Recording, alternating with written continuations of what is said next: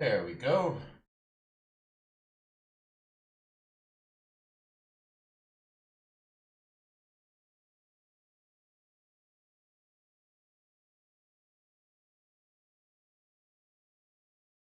Alright, so today we're going to find out if I can beat Pokemon.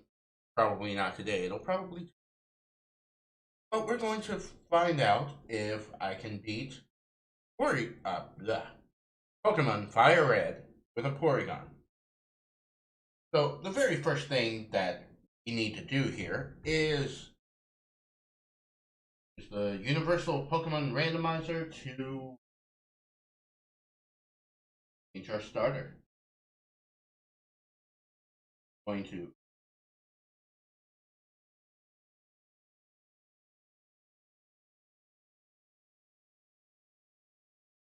and we are actually Bulbasaur.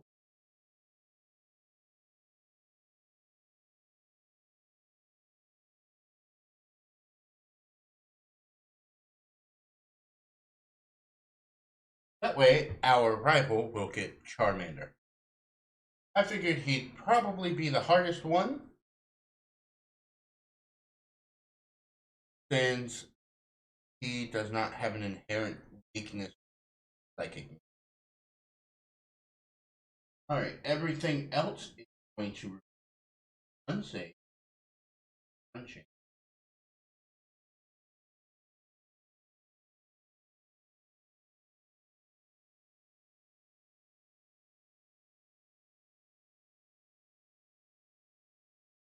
Gone.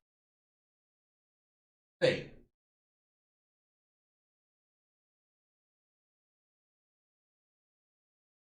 Close out the randomizer. Open Game Boy.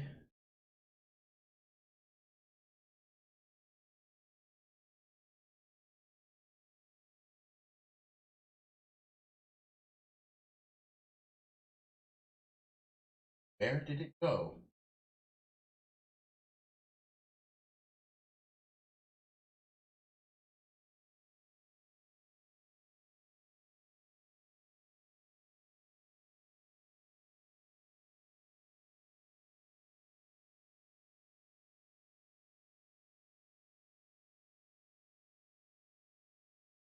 Open.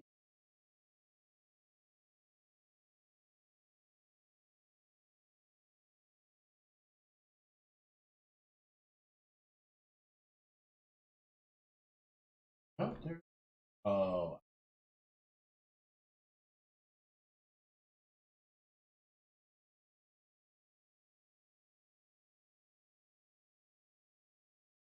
it's filed.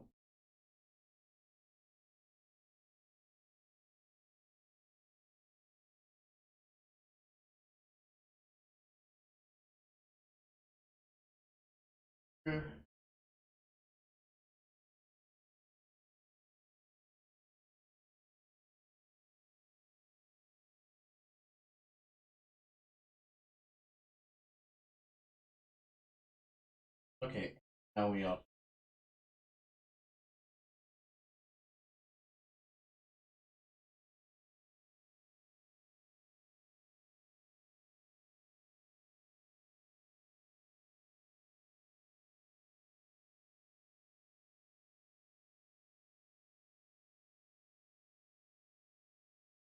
There we go.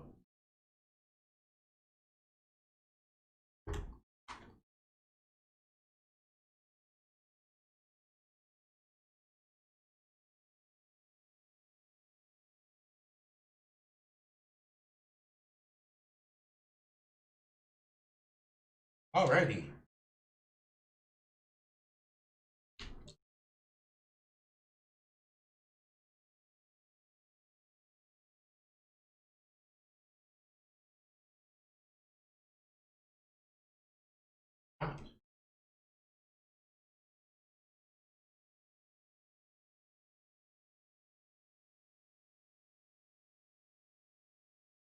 Uh,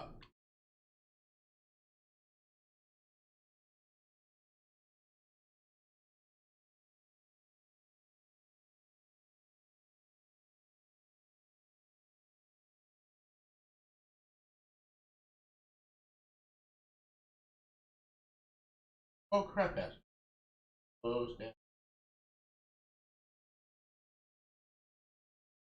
Open it.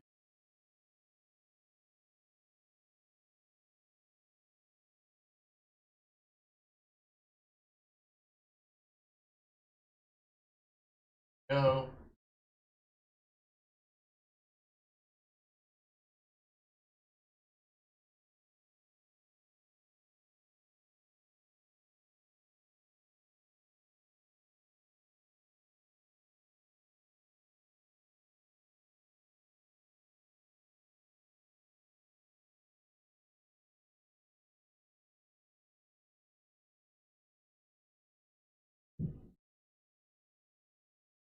Is my controller not working?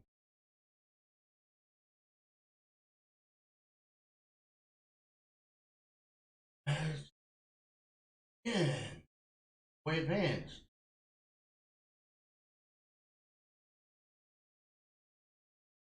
Regular.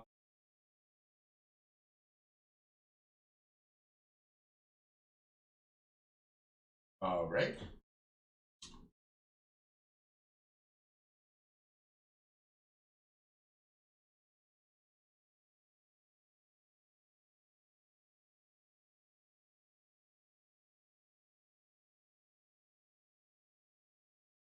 There we go. Okay.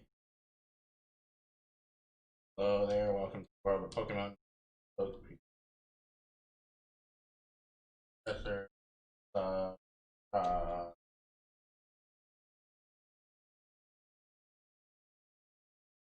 Tell me about yourself.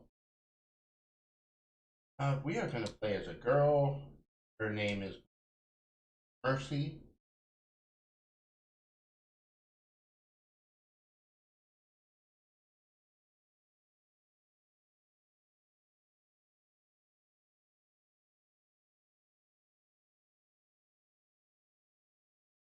And then our rival is going to be a guy, and his name will be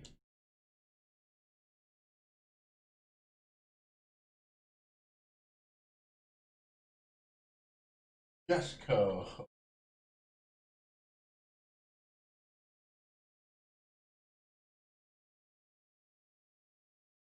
Now, here's what I'm going to do. Here are the ground rules. I cannot use any items in battle. I can't use any other Pokemon except if they are a Chim Slip.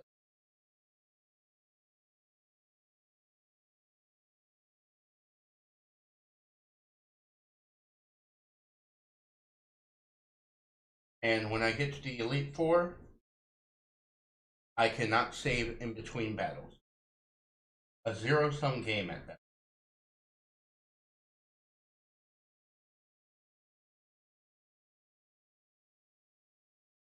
Now, I will be catching more Pokemon, but that's only so I can get them for Flash. Because I can't do Rock Tunnel without seeing.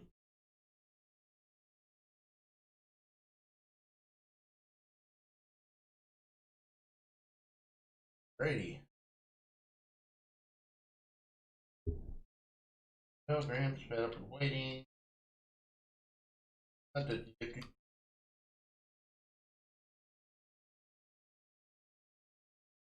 Low.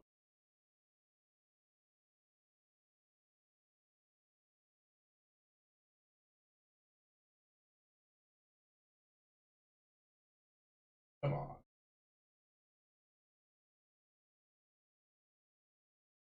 Fast. Elsie off. That.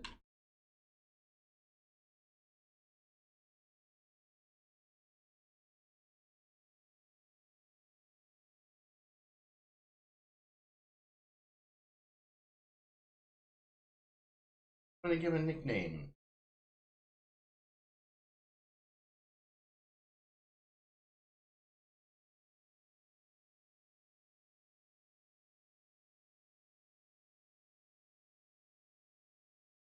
Go, and now we're gonna do Tribal Fight.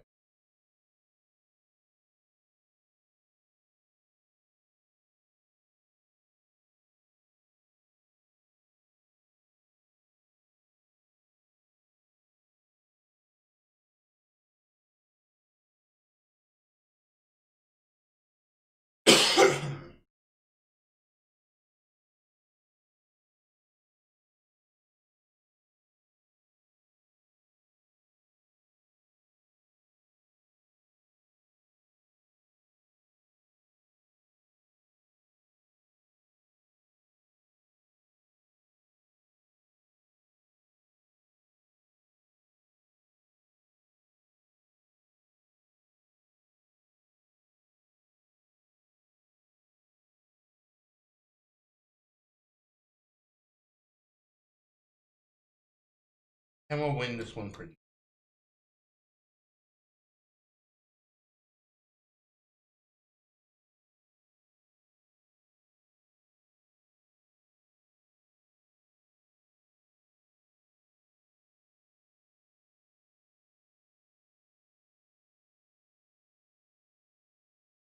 All right.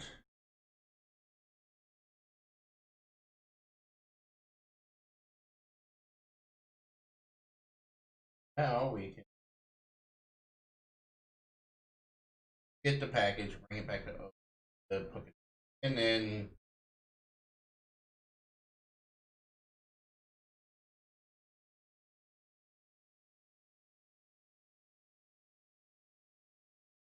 so I am going to try to do every rival fight, and that includes the optional city the way to 4. Now I believe his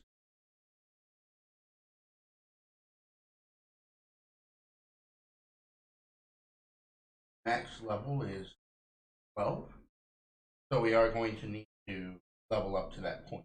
That's why I'm titles.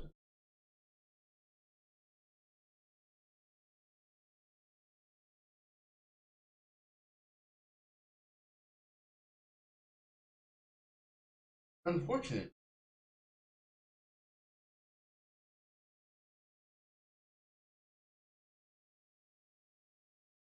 I'll try to keep it possible. I don't really want to play any music in the background because, well,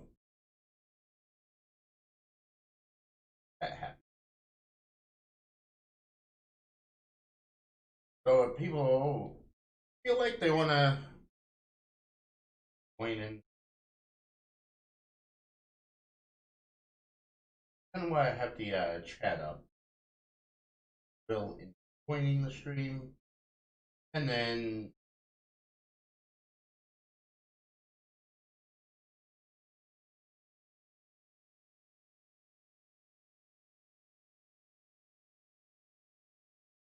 title,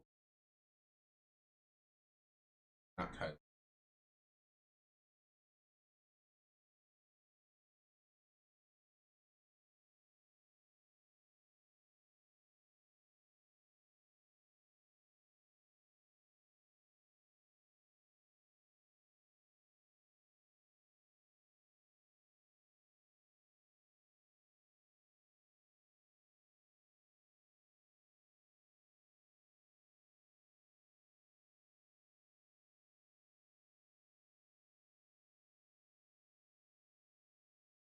Info.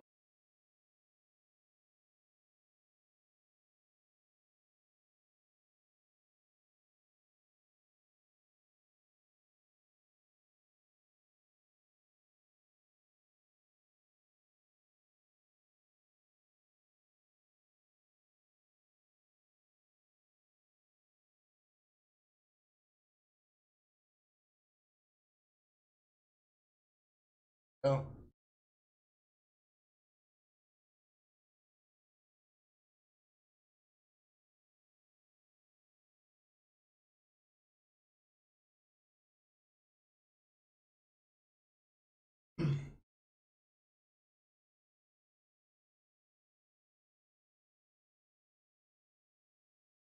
and I should probably.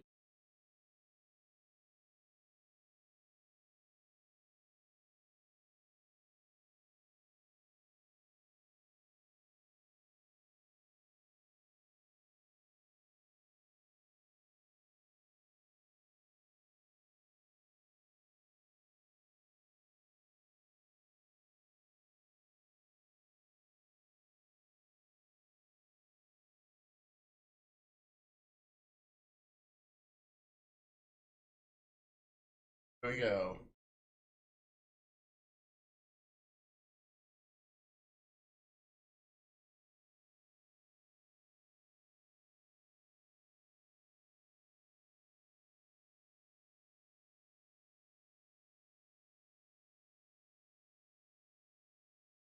Ah.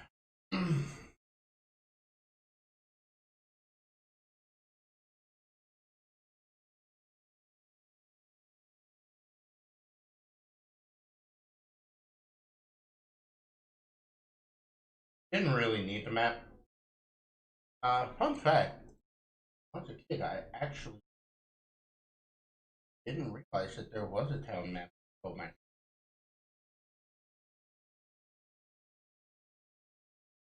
I was with Pokemon Red version, not Fire Red.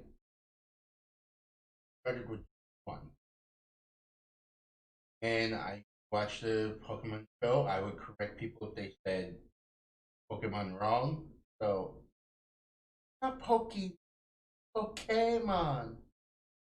Uh, I was,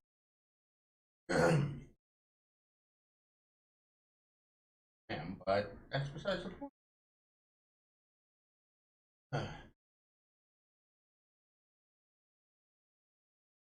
So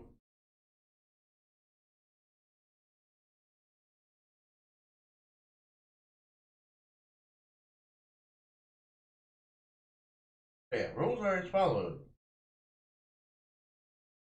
no items in battle. Can't use any other Pokemon in battle. I can have HM slaves, and I can catch 10 Pokemon for Flash for Rock Tunnel. And when I get to the Elite Four, I cannot save him.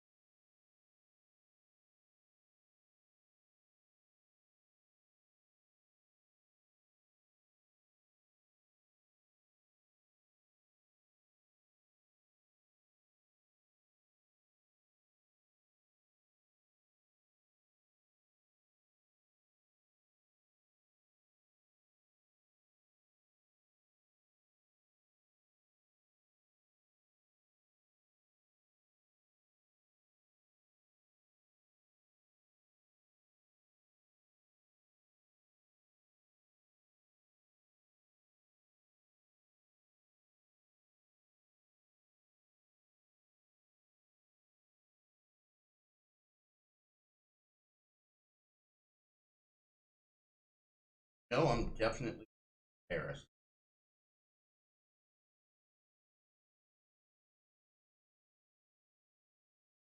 He can learn Cut, Flash,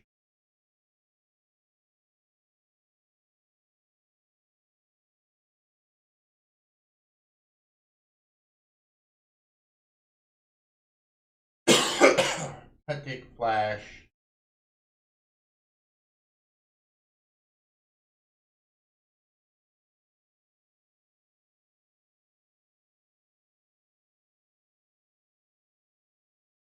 able to get.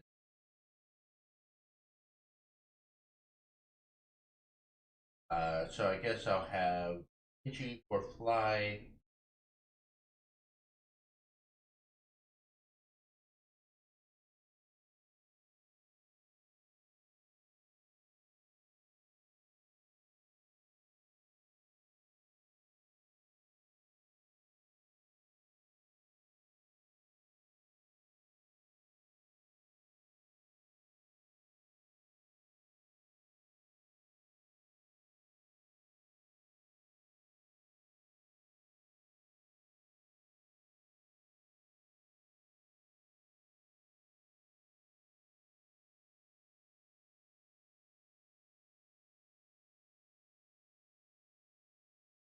Oh, oh yeah, I think Paris can.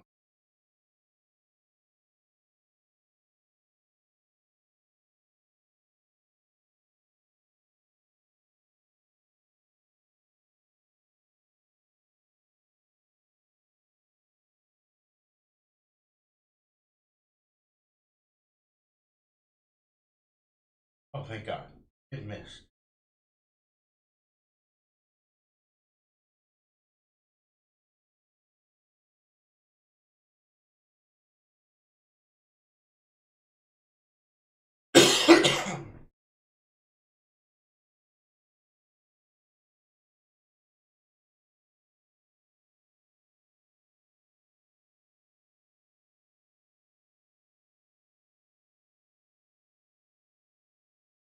probably.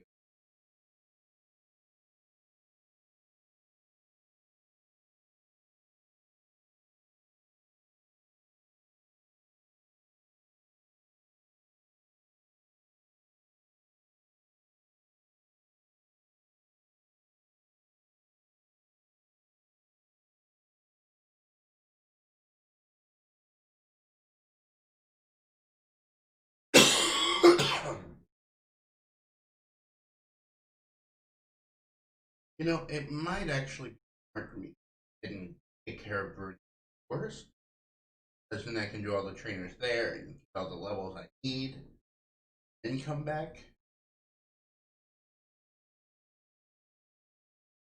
But that's a bit of backtrack.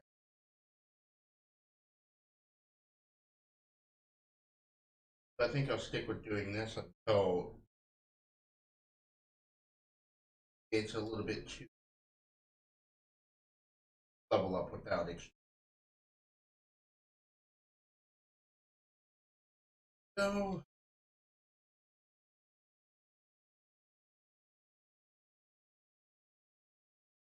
I think the minimum level required would be top level.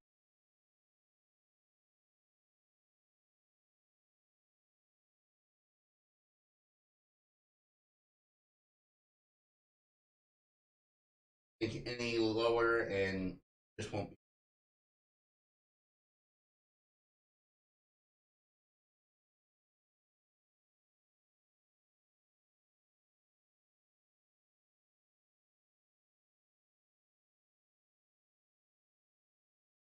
Oh wait. Need to be oh,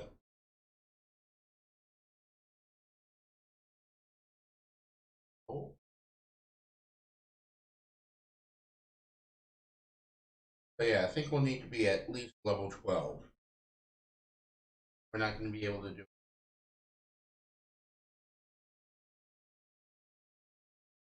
So I guess Verdian Forest it is.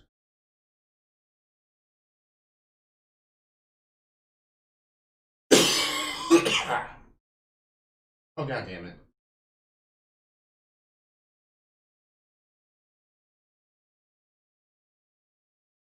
This old man's so annoying.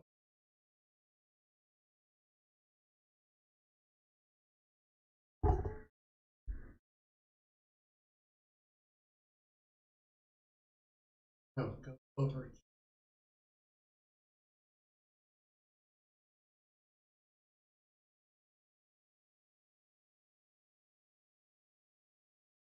It times, and then it'll got you. So it's not always that easy.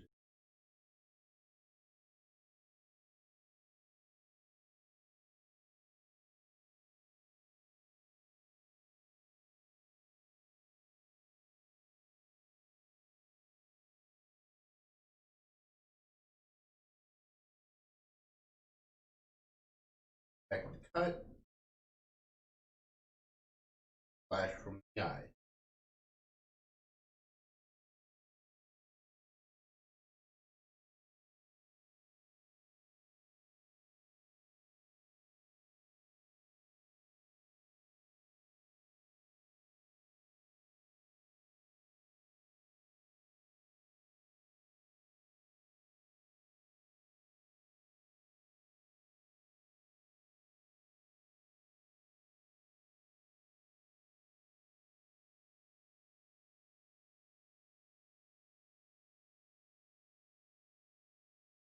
Now, the cool thing about Porygon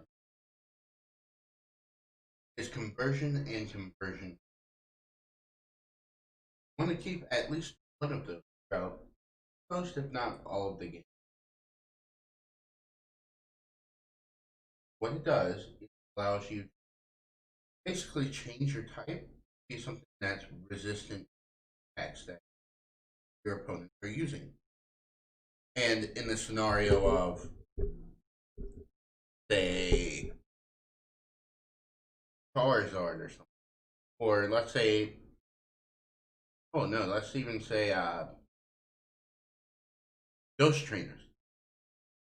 They use, say, Psychic on you or something, then you change your type to be something that resists psychic. Well, no, you're not going to take as much damage from the entire team because you are going psychic moves.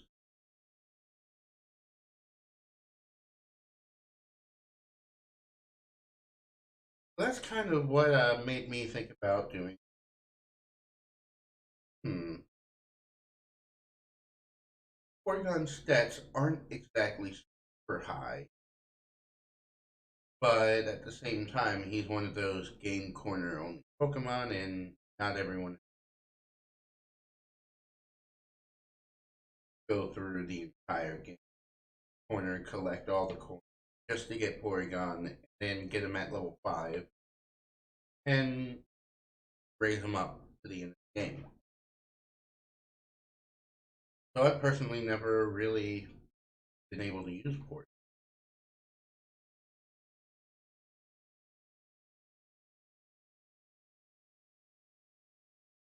I think there was one time all of my playthroughs of Pokemon I actually got,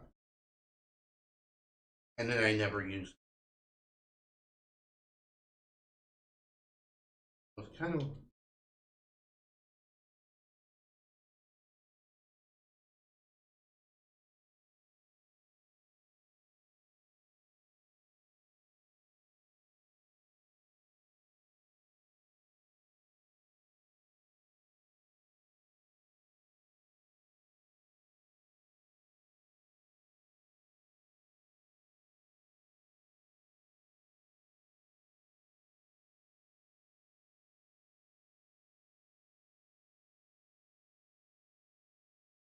a whole.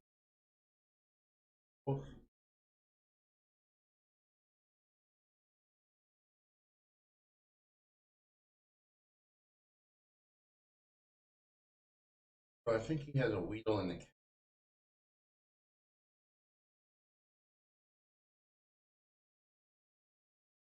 Ooh, that was a nice crit. Yeah, level 9.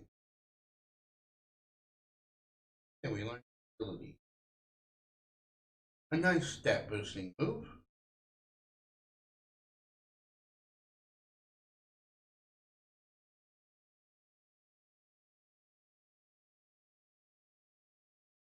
So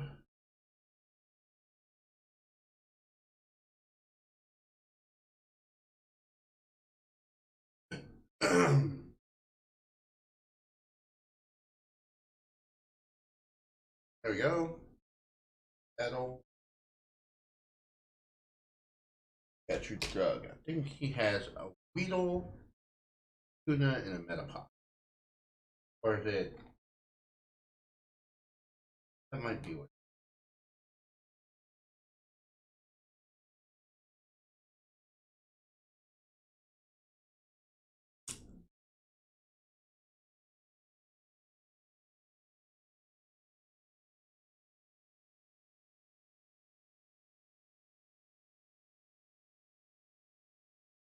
Or 3 Weedles and or 2 Weedles and a Caterpie. Ouch. Oh, snap basket.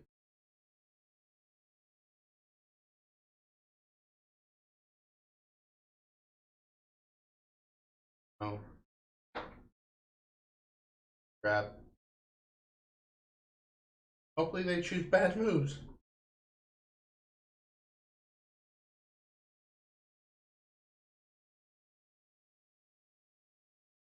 Okay, who? Kakuna. This is a gimme here now. Good, because I needed that gimme.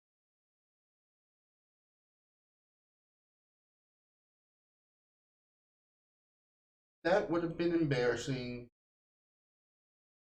to white out in Viridian Force.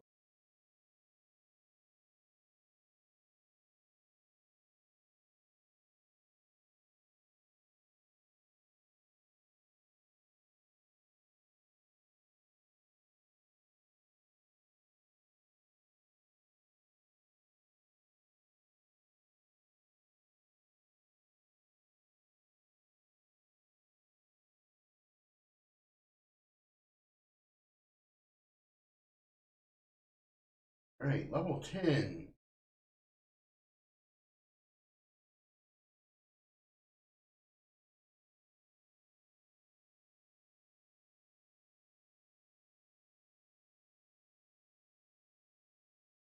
Pushing.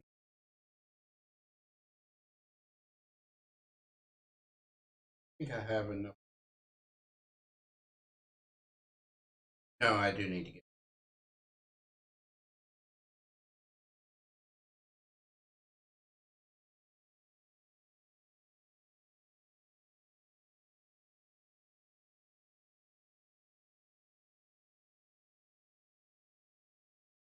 No.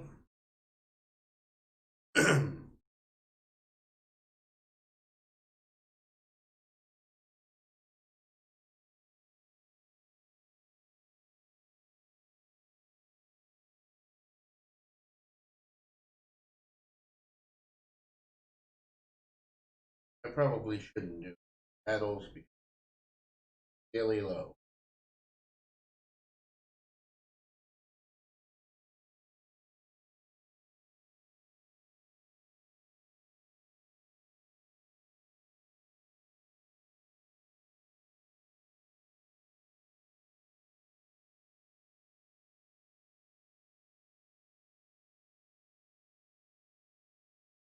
There we go. I need 2 more levels. And drive optional. I believe that's what J Rose and Dry Bread says. Right?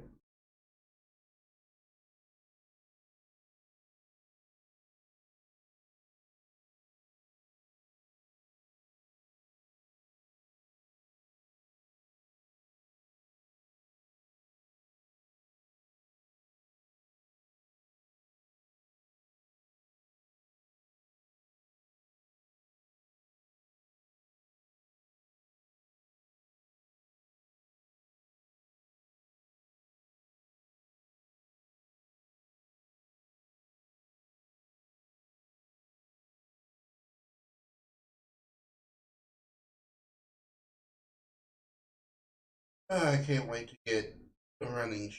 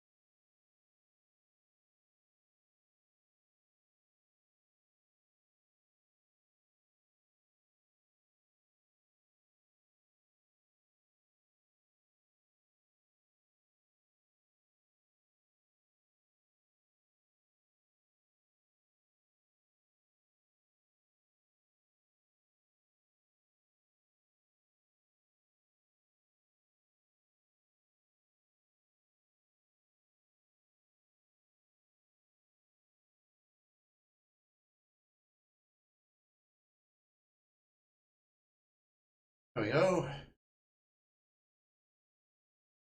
Tackle.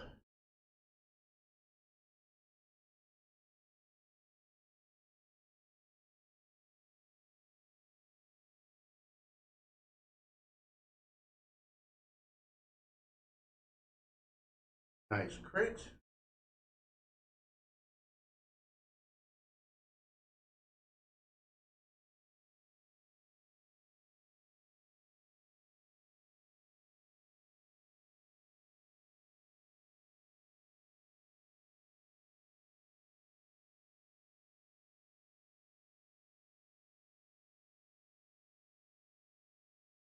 Coming to back you up. Thank you.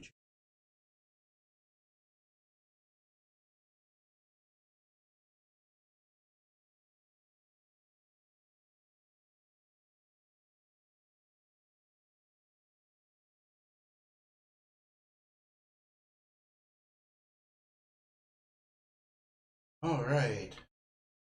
The good things about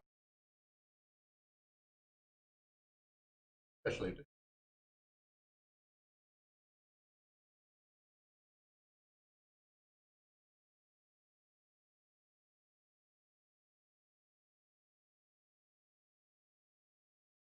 what do you mean shaking your head? I'm wondering if I can beat Pokemon Fire Red with just a Porygon.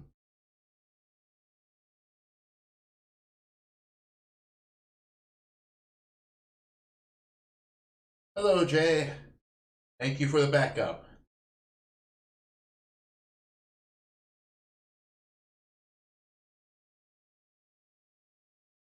I actually like it when I get to talk to other people. Oh, hey, Amir.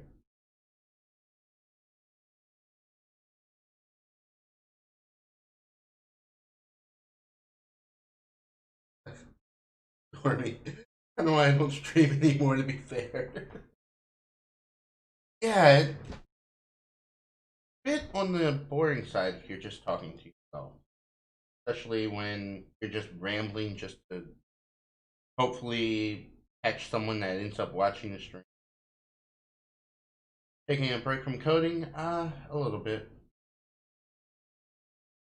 Just decided it'd be kind of fun just to do a little Pokemon challenge.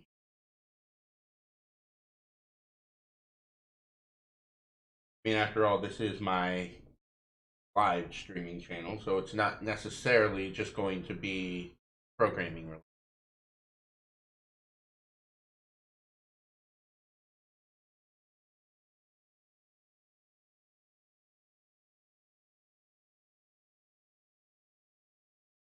Plus, what's more fun than doing casual?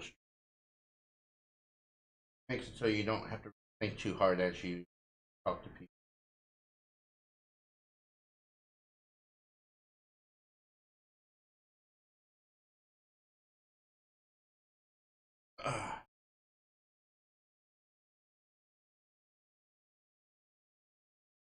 All right. Getting distracted from my coding, not gonna lie. What are you programming? Oh, you're working on that bot, aren't you?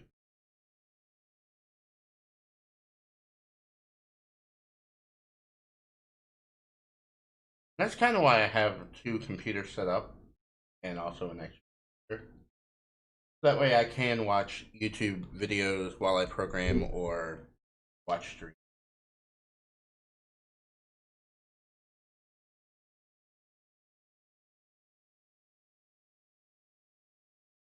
Well, I'm not going to do the optional rival battle. That I'm just get to level 12, then take out Brock, and move on.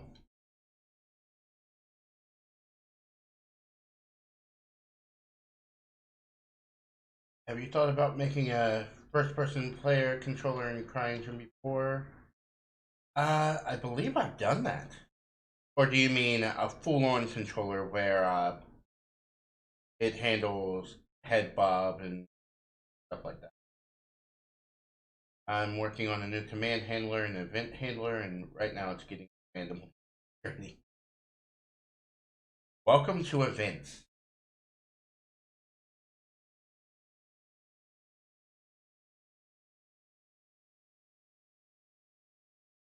Full-on first-person controller. I actually have not built out Cryengine or Unity yet. I might actually. I mean, the concept is pretty easy. What you're typically going to do at that point is just handle slopes, handle basic movement, handle a little bit more advanced movement, animation, head bob if you do that, and of course, shooting mechanics, flashing mechanics, whatever you're going to do that. The hardest part is mainly just animations, especially with CryEngine, because the way animations are handled in CryEngine are a bit wonky, to say the least. So I'm kind of waiting on 5.7 to come out before I really dive into animation.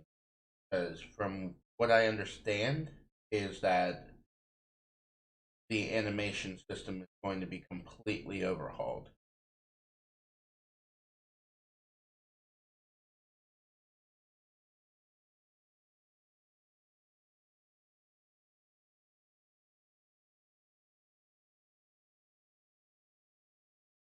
And the animation's part, but the mechanics is what makes me mad. Yeah, handling slopes is definitely not the easy. That includes even with Unity. Because if you're not good at math, then you're not going to understand that you need to utilize trigonometry for that. And I should probably desk it just a little bit here. There we go. And what was I saying? Oh yes, with slopes, because you're not going to realize you need to use trigonometry. So you're basically going to need to calculate the what is it? The hypotenuse, or the long part of the slope, make it a triangle, and then specify the movement angle of the character. Yeah,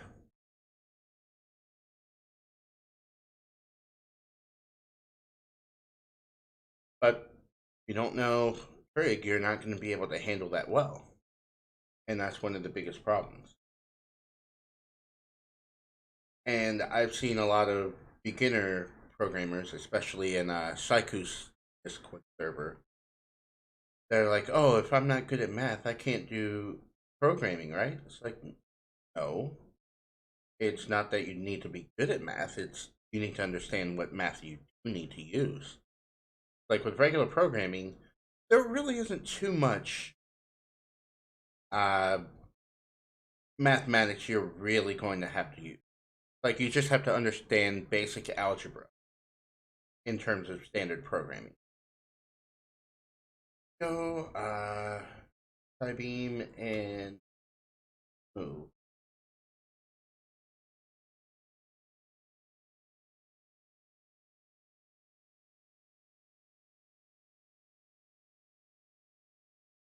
Then remove conversion. Better.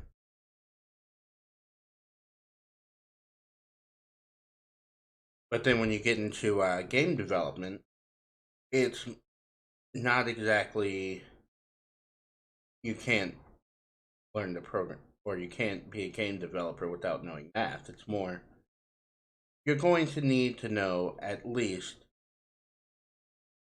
trigonometry. How about making a simple FPS controller, making the camera rotate and the player crouch in basic.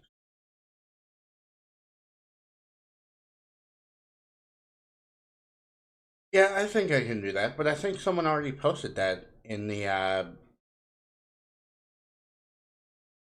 posted a video of that in the Cryengine Discord server. But I guess I could make my own version of it. Let's see. Oh boy, thanks for reminding me that I have Algebra 2 to take this. Algebra 2 isn't that bad though.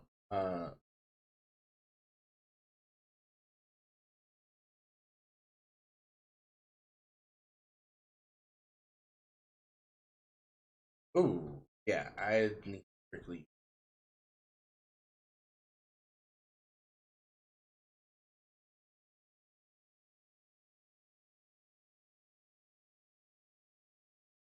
Yeah, Algebra 2 is not that bad. It all depends on the teacher and if you're willing to sit through it. Actually, I disagree there. It actually all depends on how you want to apply it. If you if you don't really know how to apply it, then yeah, but that one is C sharp, not C. Oh, you really want to torture me? You're like, oh, do it in C++. Alright, alright. I'll get on it at some point. Probably not today. I probably.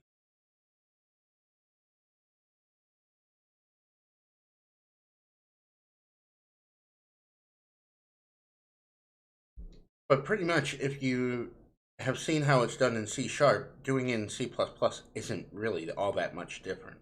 Like, the basic structure of it is the same, it's just the syntax is slightly different.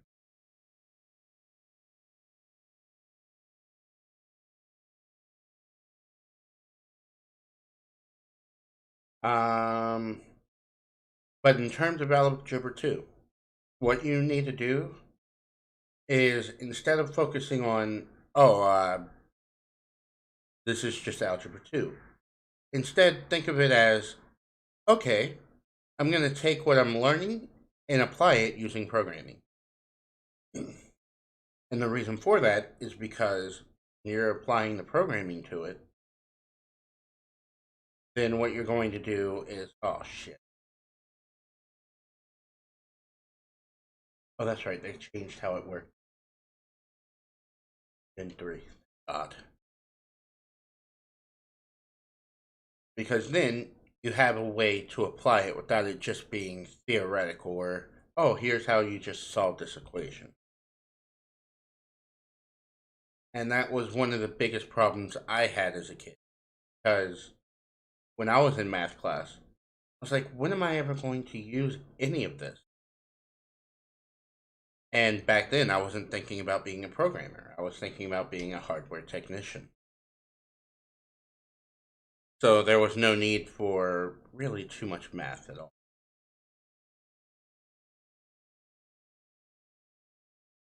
But you have a leg up on me in those regards because you are interested in programming. So all you have to do is, sorry, take it and apply it to your programming. Like, oh, what can I do with this and how can I make it useful for me?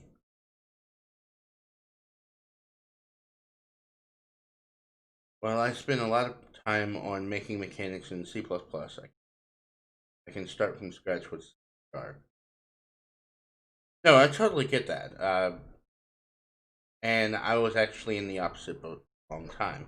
Like, I spent a lot of time doing mechanics in C sharp, and I didn't really want to essentially start from scratch with C sharp. But one of the cool things about Cryengine is that you can use both C sharp and C++ in the same project.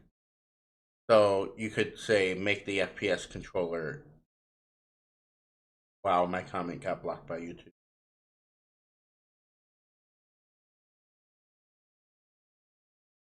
Well, that sucks.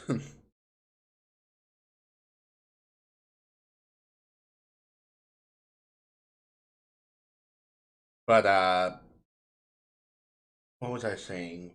With CryEngine, C Sharp, and C++ in this project, so you could say do the FPS controller in C Sharp, and then do other mechanics in C++, and it will work just fine. Speaking of which, I did have a video I was working on where I did that. I believe I still have the video files, but I never actually did the editing or anything for it. So I think what I might do is recreate it, actually write a script for it, record the audio, and then put it up. I think I might actually do that with the Flappy Boy tutorial. Just because I think that would be a little more fun. Although it might piss off some people, to be honest.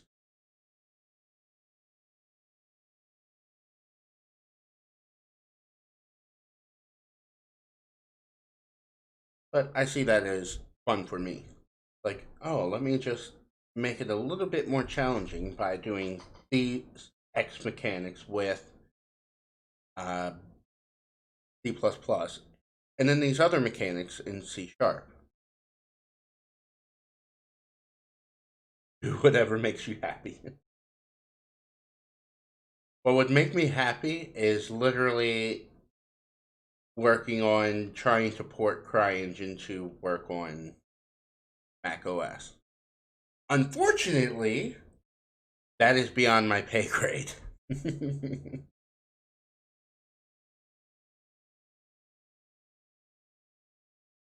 And the reason I say it's beyond my pay grade is due to just how Mac OS works.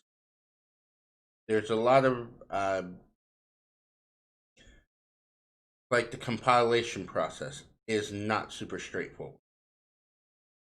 And then converting something to be a DMG and then run, it's not how you would do it with, say, creating an exe.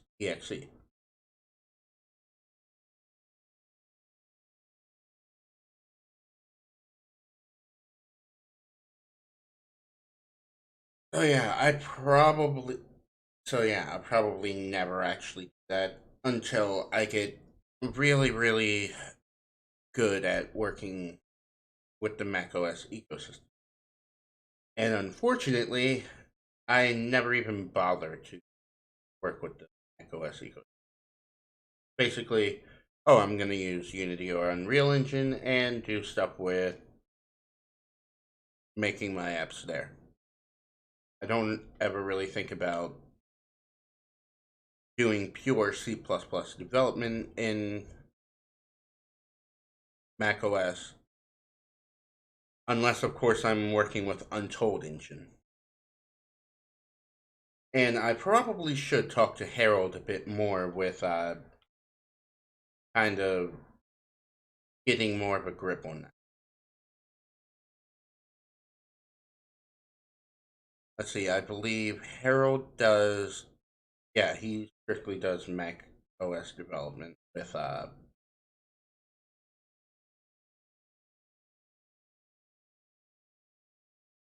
with his engine. Maybe SumoFat or C does a lot with C++ on Mac, but I'd have to double check on that.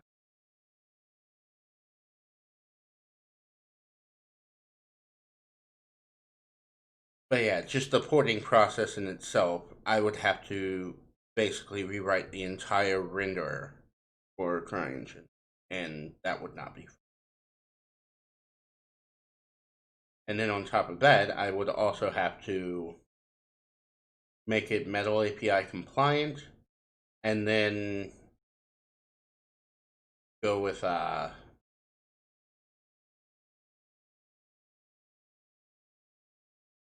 making sure it worked with Cryengine's rendering system as well, like the built-in renderer for the UI. I don't know about Mac OS, but C is hard enough to work with in Windows. That is true. I mean, I wouldn't say it's hard enough to work with in Windows. I mean, it's probably the easiest engine to download and get set up besides maybe Godot.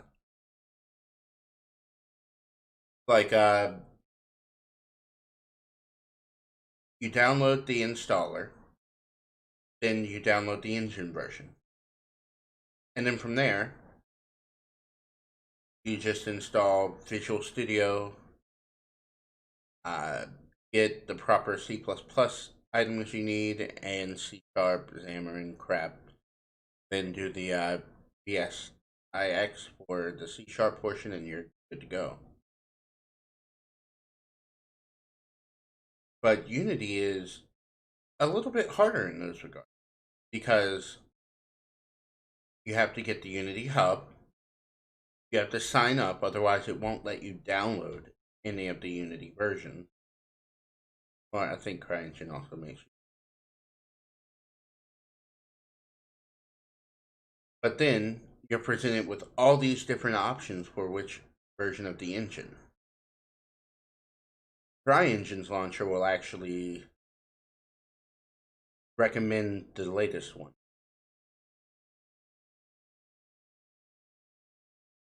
Let's see. From there, you have to select all the modules that you want with the Unity version, whereas Cryengine is straightforward. Just download the. With Unreal Engine, it's you have to get the Unreal Marketplace application. Then you have to find launchers, then download the latest version. And what I've found is that comparing the launch times between Unreal, CryEngine, uh, Unreal, CryEngine, and Unity, CryEngine, hands down, is the fastest, even with creating a new project. But yes, Unity does have a crap ton of tutorials out there. And it does make life easier because there are people that give you code examples for doing things. But with CryEngine, I would say that the docs are a little bit more fleshed out in terms of their official tutorials. Like, if you look at the Sidewinder application that they made for C Sharp, I mean, it pretty much goes through the entire basics of the development process with it. Like, they go, okay, this is what we want to do. So here's our thought process for developing it. And then with the parts that are a little bit more complex and harder to understand, they actually write out what's going on and how it works. But everything else is supposed to be self explanatory. Me personally, I would have probably written everything out for all aspects of the development of Sidewinder. Unity's older docs are actually a lot better than their newer ones. Their newer ones have taken a more lazy approach, which is unfortunate.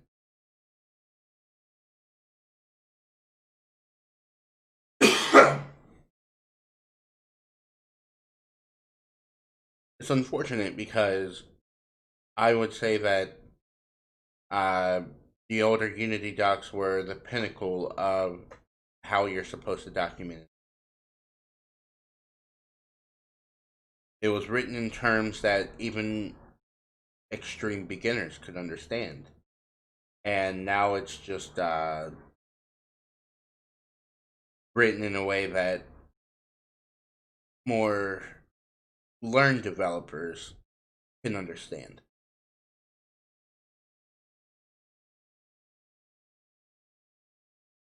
And then there's Unreal Engine. I have to say that Unreal Engine has irritated me many, many times. Like, I've gone to, crap.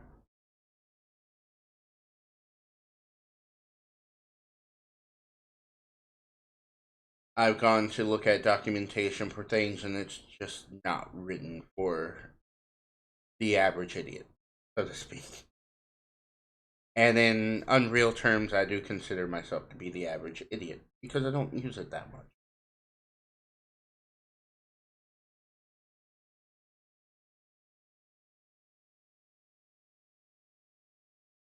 Compiling shaders, fatal error. Yeah, that irritates me to no end with Unreal Engine.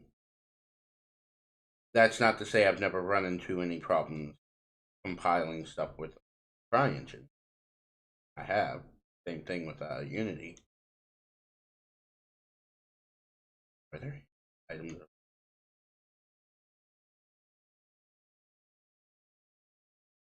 Guess not. And also, holy crap, does CryEngine take for or not CryEngine, but Unreal Engine take forever to compile lighting. It's probably the slowest I've ever seen in those regards. Cryengine still the most optimized one. Uh,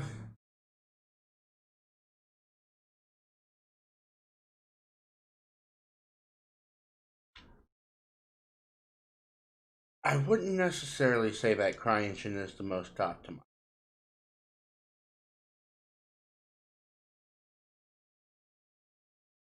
nor has it ever been the most optimized. You know what I mean? It's more. Oh, actually,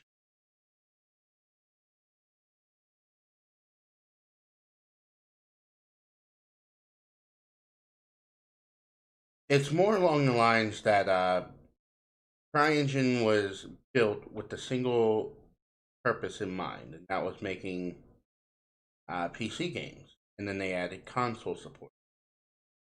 So it lost the optimizations it had, but also gained some in some areas, like with lighting and what else?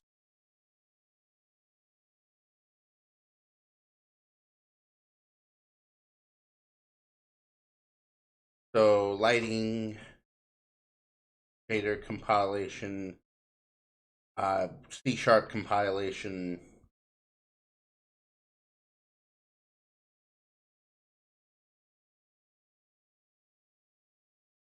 Anything else? I think those are the main ones: lighting, shading, and C# compilation. Because C# is done more on the fly than C++ is.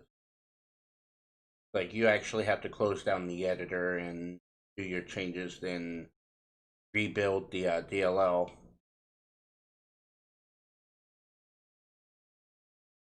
Uh, GI, global illumination. That's part of lighting, though.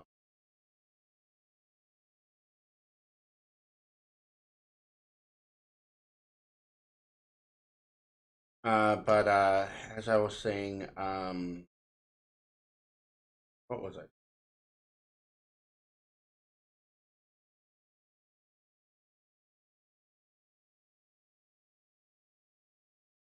I completely lost my train of thought there. But for the most part, I would say that CryEngine is pretty well optimized, especially for the development side of the not as difficult for that.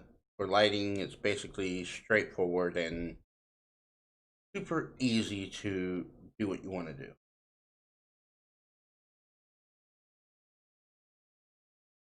Except for when it comes to animation. In regards for animations, Unity and Unreal Engine. Thank you, thank you. C++, closing the editor, rebuilding the project. Yeah, so that particular process when it comes to CryEngine is about the same in terms of working with Unreal Sharp. But the on the fly compilation of C# in CryEngine, it's a lot faster than even Unity.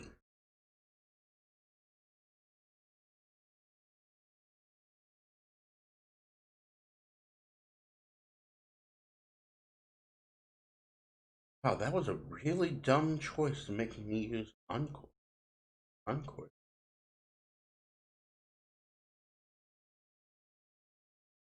Um,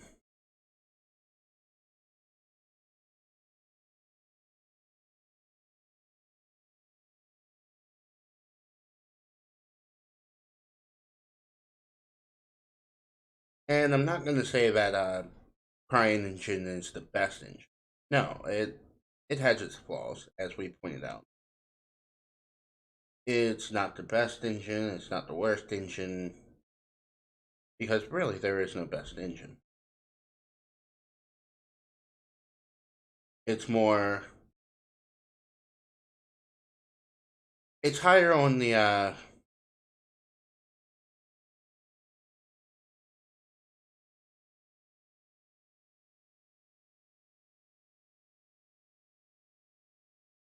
it's higher on the scale of usability in many aspects.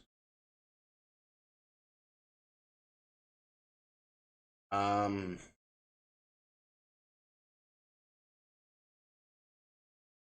ouch.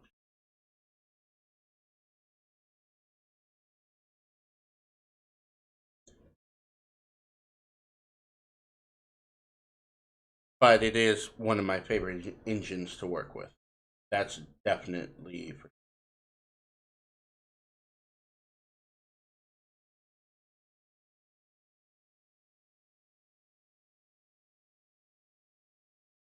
Oh man.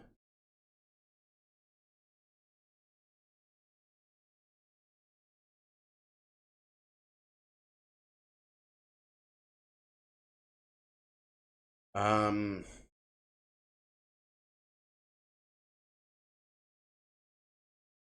I think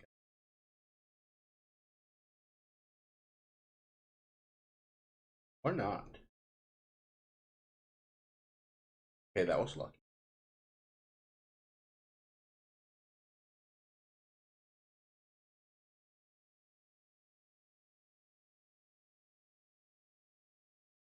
Out of Unreal Engine, Cryengine, and Unity, my least favorite engine is actually Unreal, and it has nothing to do with the engine being good or bad. Every engine will shit on you somehow, so there's no the best engine. Yeah, I agree. Every engine will shit on you at some point.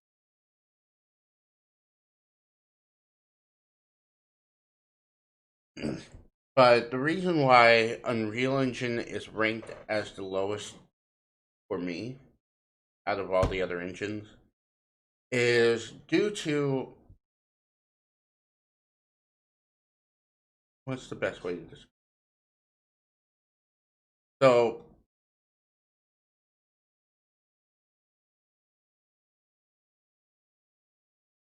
so Unreal Engine heavily favors the visual scripting, and dang it, YouTube, stop deleting my comments. I have no idea why it's deleting your comment. I have it set so it doesn't delete comment.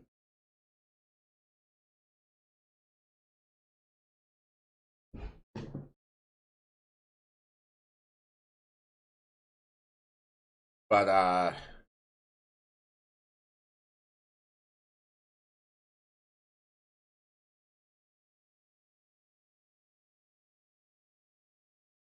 okay. Um, Unreal Engine heavily favors the visual scripting, which I'm definitely not a fan of. I think people have noticed that, especially when I avoid flow graphs with Cryengine. But Crytek actually tries to make a distinction on what flow graphs should be for. Unreal Engine, on the other hand, tells you use blueprints for everything. And I really don't like that at all. Then going into their C++ programming,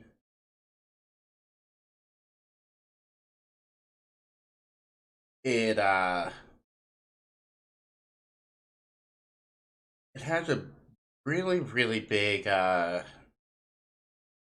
use of templates and macros with uh, Unreal Engine. So it makes it very difficult to really parse through the code and understand exactly what's happening under the hood.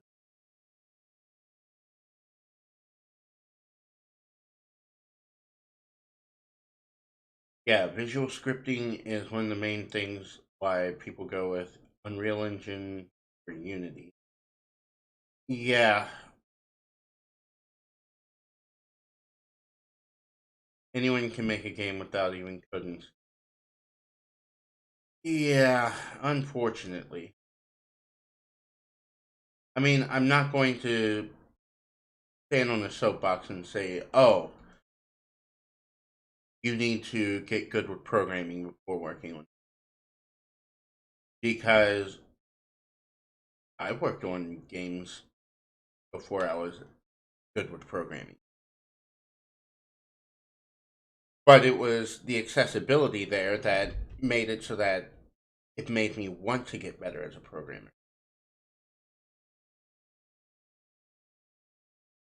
And I know nowadays I do get irritated with beginners that are like, oh, how do I do this? How do I do that? And I did ask questions like that when I was a beginner. But I also asked more smart questions. If I, like, for example, one of the questions would be, what is the best way for me to word this to find what I'm looking for when searching? There's a lot of beginners that don't even try to Google. Like, they don't care. They want someone that they know they can very quickly get access to answer the question for them. I really don't like that.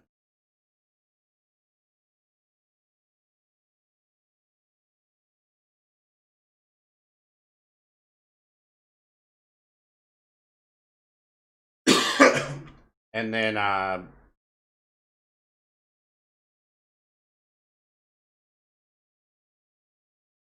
there's also the issue with, you have to start somewhere, right? Yeah. But it's not so much of me being annoyed that they're beginners, because I'm not, but it's more,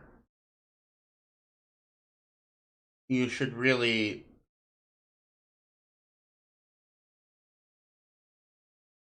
try to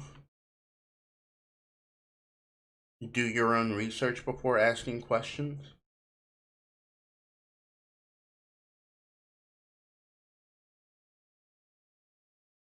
Like, I would love it if someone goes, hey, what's the best way for me to do a search on X topic? Like, oh, okay, so you're looking for this particular thing. Okay, so here's what you need to do. Blah, blah, blah, blah, blah. Like, for example, if I'm going to do research on an FPS controller, like, what should be there, what should not be there, so on and so forth, then that's going to be my first steps. FPS controller,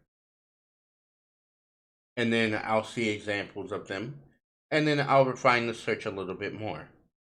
Like, what makes up an FPS controller? Things like that. And then I'll just continue refining until I find all the information I want and then utilize it. Yeah, I get that. Yeah, I get a lot of that. And then people asking how to make that model or that animation. Yeah, I'm going to be one of the first persons that state right off the bat that I'm an art retard, for lack of a more eloquent way to put it, or art retarded. And basically, what I get at with that is that I am not good with. I'm not good with doing 3D modeling, 2D artwork, bright work, or animation. So I look elsewhere for that. And then I'll try to use those. Now, it may not always work, but I'm not going to go, well, how do I get that animation to work? Instead, I'm going to do the research on it. Like, okay, so how do I attach this animation to the skeleton? Blah, blah, blah. And Cryengine does make that a bit harder as well. And that's why I haven't done an animation tutorial with Cryengine. I'm still trying to figure it out.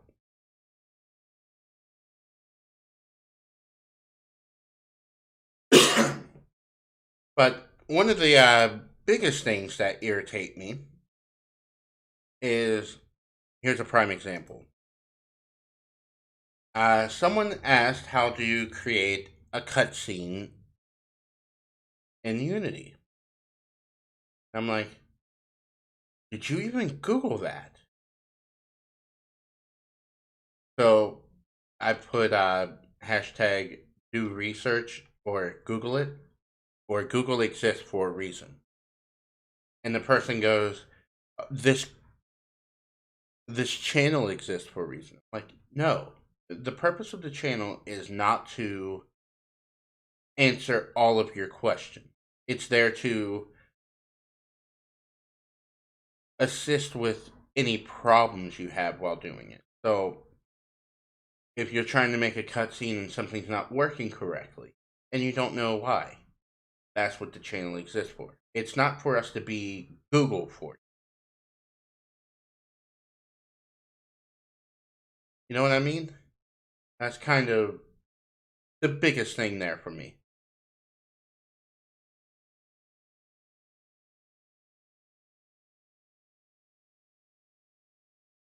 Believe me, you'll be better than me at art. My first cup model had a hole at the bottom.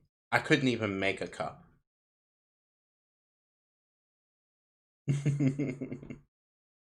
Yeah, that's how bad I am. I can't even make a cup.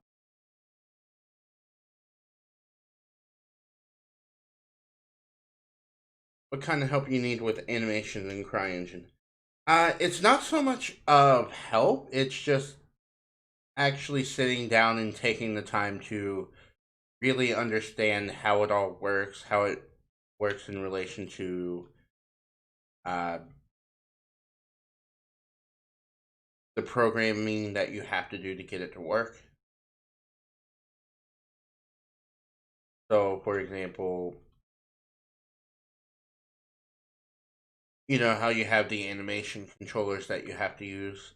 Well, I haven't quite figured out how that works in relation to everything. So while I can import a model that has animation and have it work, switching between the different animations, I'm not quite so good at yet. And I need to work on that.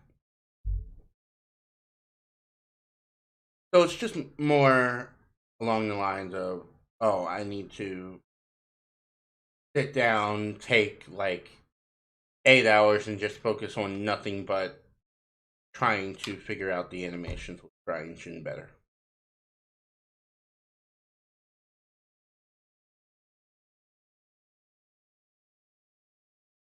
I spent sleepless nights trying to understand the animation controller in Cryengine.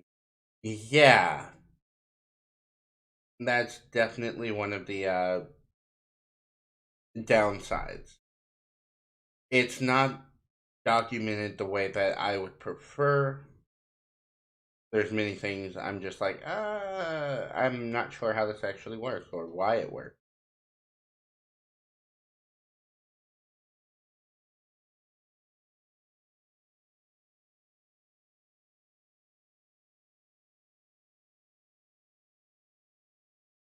But luckily, CryEngine is, oof, roughly 90% object oriented in nature.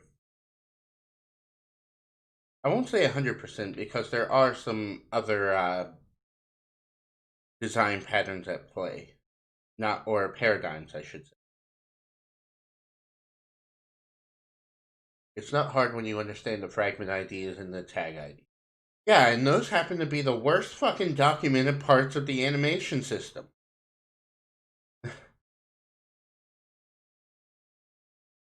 Oh crap.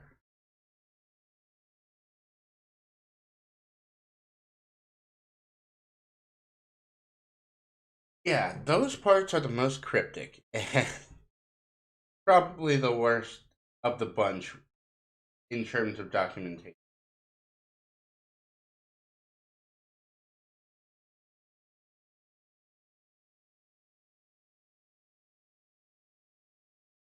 And I did try talking to who's the animation I was talking to, right? I forget exactly the person's name, but I spent quite a bit of time talking to them about it, and in the end, I still didn't have a full grasp of what was happening, which is the unfortunate side effect,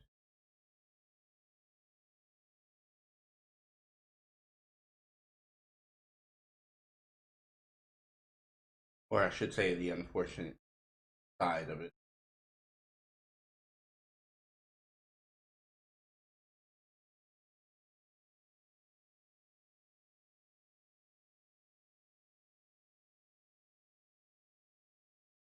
You can ask me when you get stuck somewhere. I managed to learn how the system works. All right, I'll do that if I end up needing help on it. Uh, I know you've seen some of the ways I learn something. It's basically I write out the same code that's being used, and then I try to dissect it as it happens. Like, okay, so this does that, this is why this exists, so on and so forth.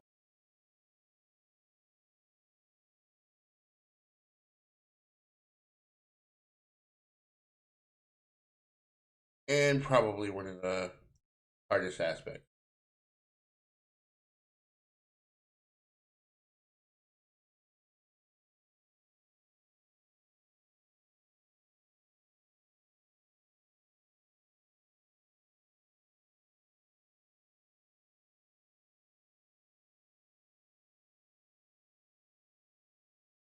Let's see. I think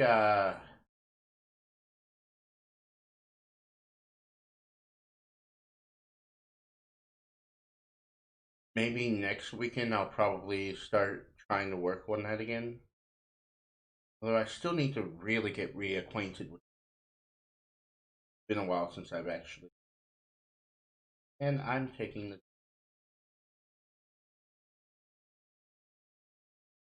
Why? No reason.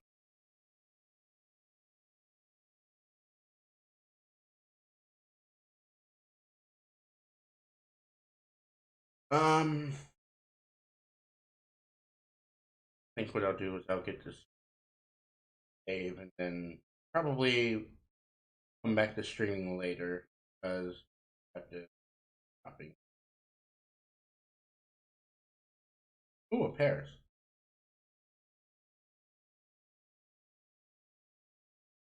which happens to be one of the actual Pokemon I need for the run. And this is mainly because it can learn a lot of the can learn cut, strength,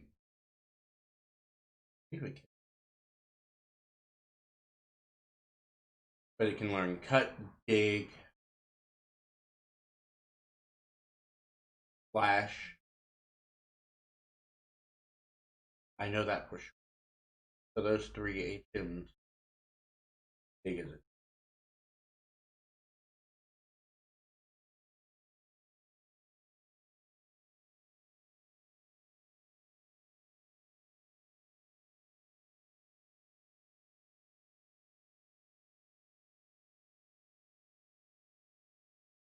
But he learns a lot of the TMs for beating.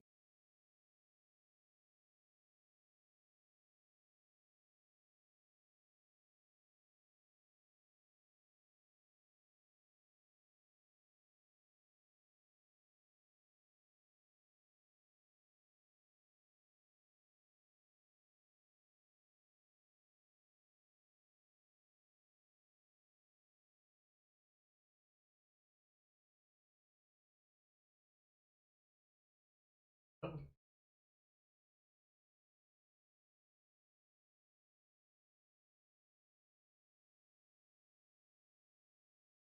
All right. But I'm gonna go ahead and end the stream here because I gotta go shopping and then take my dog to the park before he ends up already has.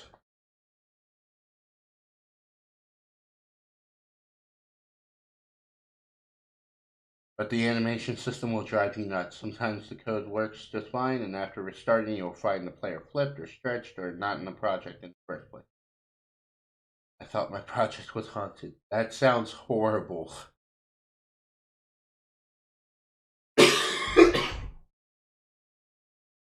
Yeah, that sounds like it would painful to say the least. Just an overall painful experience. All right. And then when I get back home, I'm probably going to